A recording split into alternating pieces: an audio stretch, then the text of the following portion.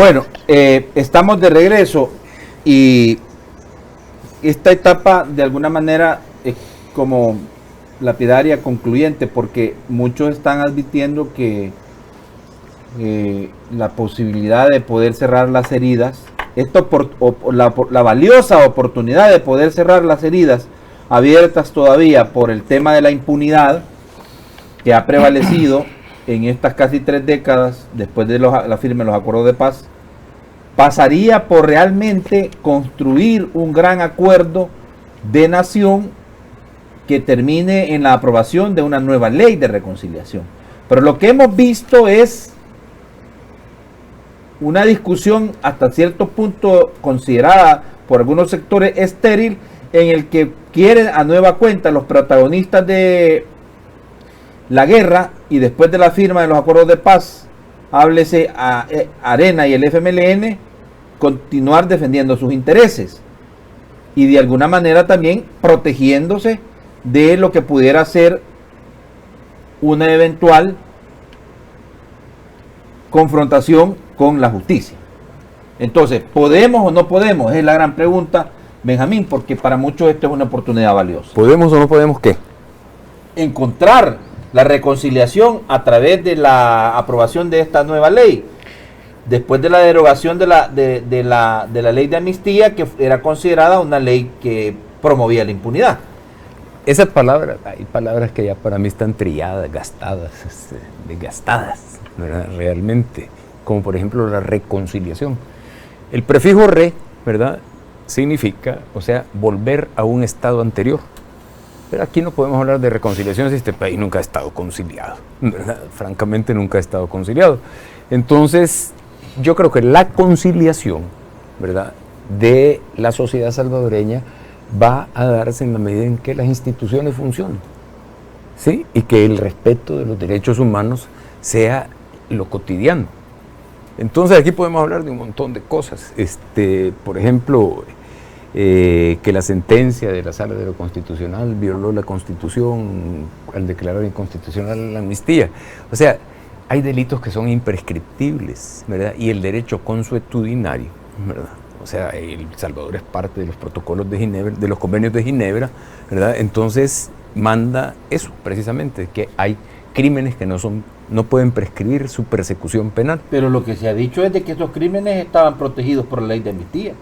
Correcto. Esas fueron las argumentaciones de los magistrados para derogarla. Y los argumentos que nosotros presentamos en la demanda. Por eso, porque esa demanda es de ustedes. Sí. Exacto. Sí. Entonces, bueno, pero podemos discutir un montón de cosas. El informe del Departamento de Estado, si el Departamento de Estado negó que hubiese existido el tema de la masacre en el Mozote. Que hubo combate de 4 horas, sí, pero lo demás no fue combate. Además el Lo demás no fue combate. Sí, además el involucramiento. Lo demás fue masacre, ¿sí? O sea, sí hubo ese combate de 4 horas que señala no sé, el informe de la Comisión de la Verdad. Probablemente, sí. La Comisión de la Verdad lo dice. Sí. Habían combates de, usted lo sabe, coronel, habían combates de no solo de 4 horas, de 7 horas, y o combates 2 horas. Hubo niños combatientes. Si una de las violaciones de derechos humanos que cometió el FMLN fue precisamente reclutar menores de 18 años, reclutarlos por la fuerza incluso. Claro. Y hubo niños que fueron desaparecidos, reclutados de manera forzada. A eso me refiero yo cuando digo que le digan a la mamá de un niño de esos que el FMLN solo mató el 5%, ¿verdad? Y la Fuerza Armada. Eso no lo consuela a la señora. Entonces, miren, yo quiero poner un ejemplo claro, ¿verdad? O sea, no hablar así en el aire, sino que Armando Durán fue el primer denunciante en la Fiscalía General de la República después de que se decretó la inconstitucionalidad de la ley de amnistía.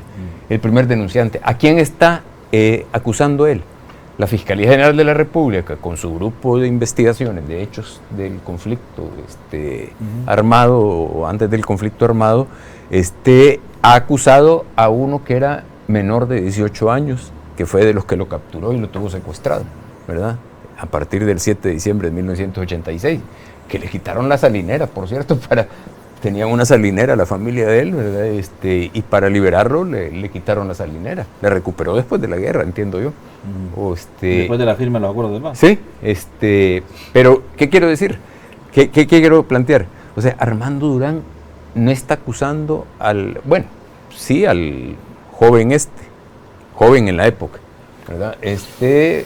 Y es el que está detenido, y ahí la Fiscalía General de la República se ha empantanado con el muchacho si era menor de edad, entonces por quién tiene que ser juzgado, etcétera.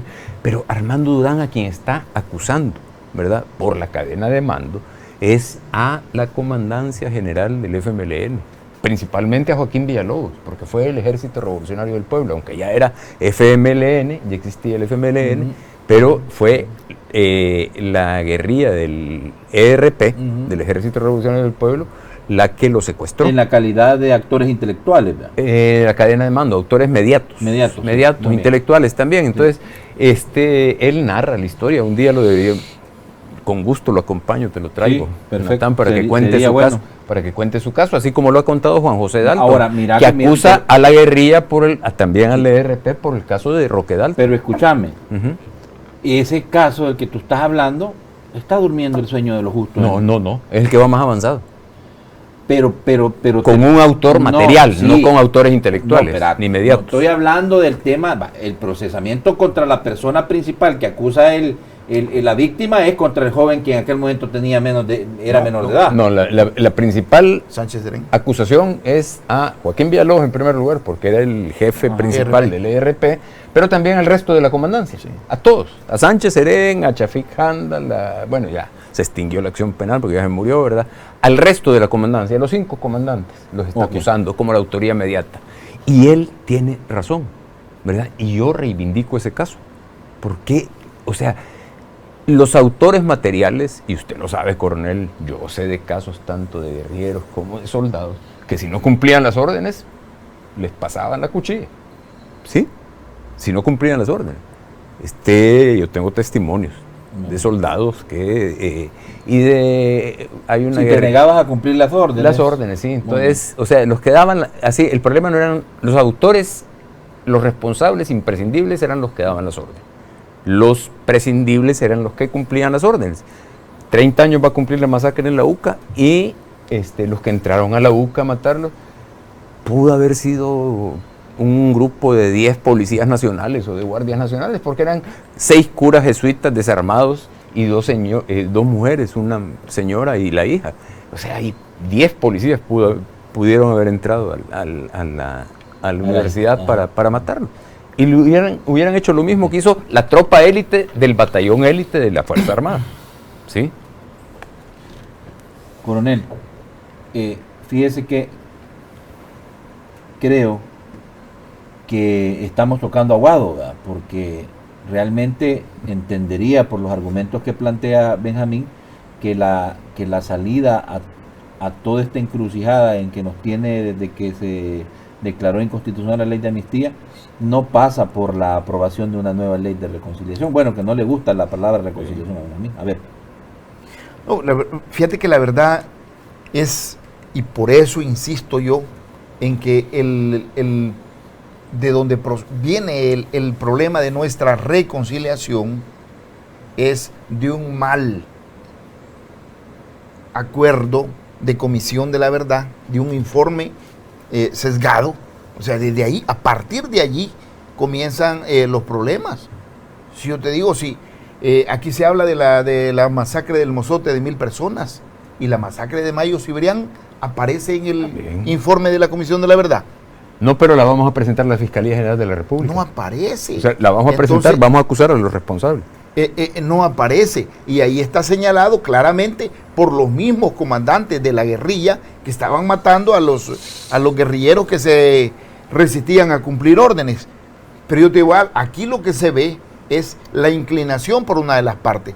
Si el juez de San Francisco Gotera se da cuenta que había empleo de niños en esa zona y murieron niños, y se está violando la Convención de Derechos contra la Niñez, y Benjamín Cuellar, como lo advirtió correctamente, o sea, se están violando derechos humanos de niños, pero el juez de San Francisco Gotera no ha citado a la parte del FMLN que tenía niños en ese momento. O sea, ¿quién era? ¿El ERP? ¿Quién era? ¿La Comandancia General del FMLN? ¿A quién le corresponde que el juez de San Francisco Gotera cite como parte de esa cantidad de niños que murieron ahí?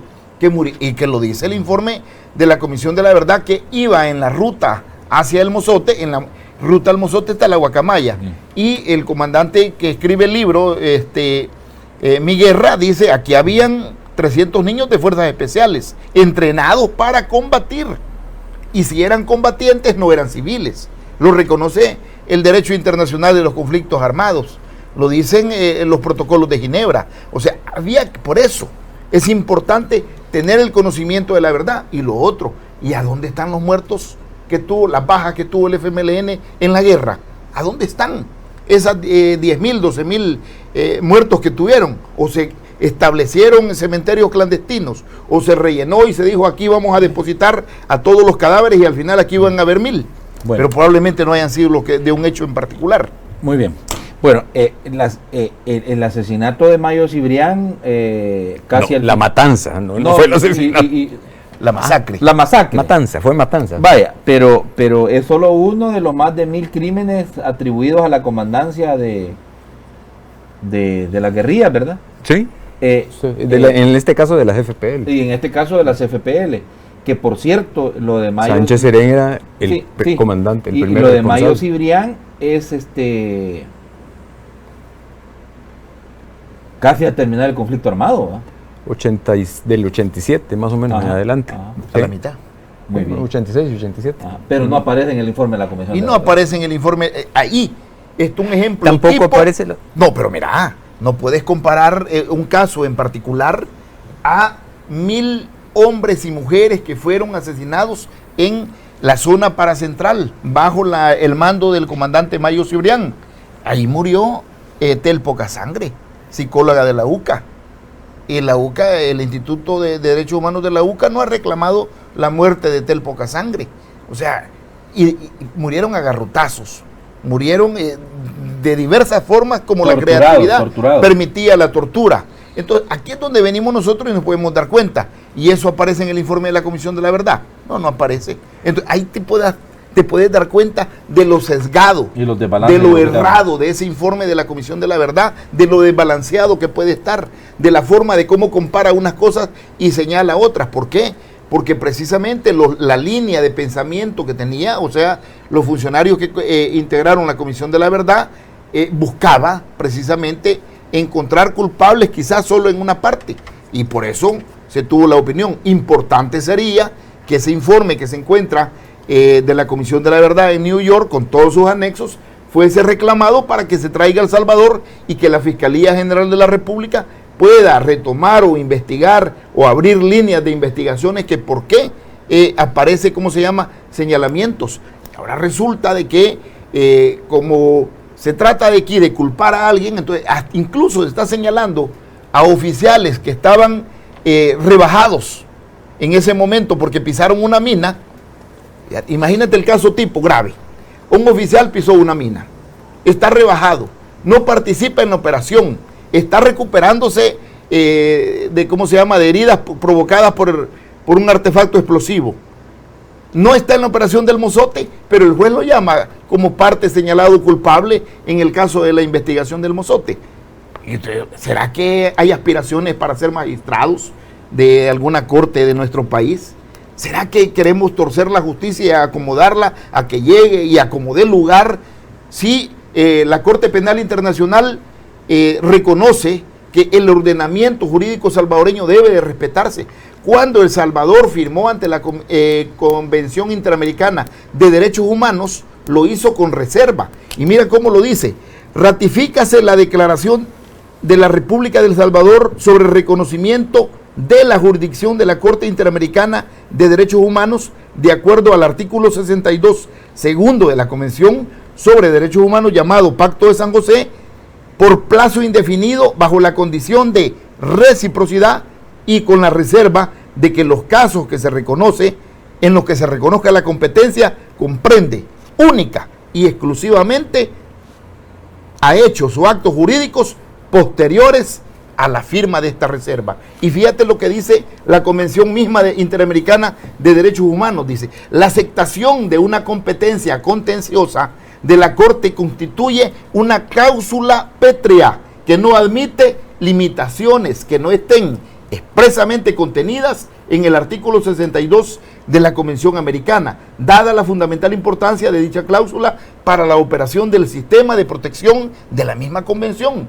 No puede ella estar a merced de limitaciones no previstas. Sí. En este caso, y solo termino acá, Josué, en este caso sí había una previsión, pero sucede que el Estado salvadoreño, en el caso Hermanita Serrano, fue demandado en Ecuador y el Estado salvadoreño, el Estado salvadoreño que tenía que tener un defensor del Estado, o sea, y el defensor o el representante legal del Estado es el fiscal, habría que determinar si la Fiscalía General de la República misionó a alguien de Cancillería, a un empleado de Cancillería, para que él firmara la derogatoria de la competencia que tiene el Estado salvadoreño y ver quién lo hizo.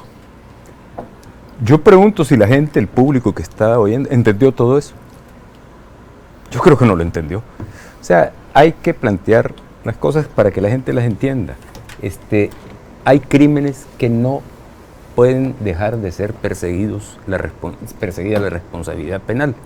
Y eso es el alegato de la Corte Interamericana de Derechos Humanos, cuando dice, en el caso de las hermanas Serranos, ¿verdad?, sí tiene responsabilidad del Estado salvadoreño. Independientemente que el Estado salvadoreño, cuando firmó la convención, cuando aceptó la competencia, o sea que la Corte podía juzgar, la Corte Interamericana podía juzgar al Estado salvadoreño, dijo de que solo casos a partir de la firma, ¿verdad?, cometidos a partir del momento en que firmaba, ¿verdad? Yo quiero explicar así las cosas.